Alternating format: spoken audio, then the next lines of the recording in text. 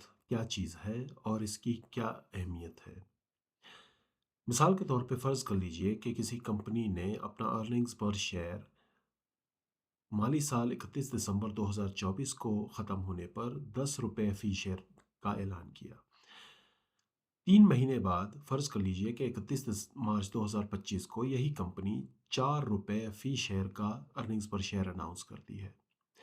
तो अब इससे अंदाज़ा लगाना कोई मुश्किल नहीं होता है कि बकाया 3 क्वार्टर्स को मिला के, तिमाहियों को मिला के आने वाले पूरे साल में 4,416 रुपए का अर्निंग्स पर शेयर जो है वो फ़ोरकास्ट की जाती है।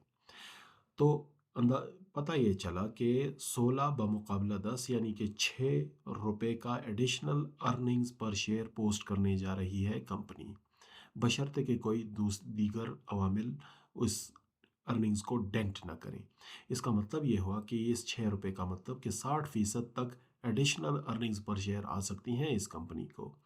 लिहाजा इस इंक्रीज़ को, इस प्राइस अर्निंग ग्रोथ को या एक्सपेक्टेड अर्निंग्स ग्रोथ को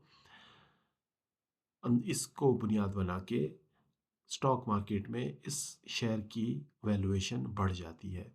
ख़ास तौर पे फॉरेन इन्वेस्टर्स इस पीईजी यानी कि पैग को बहुत ज़्यादा अहमियत देते हैं।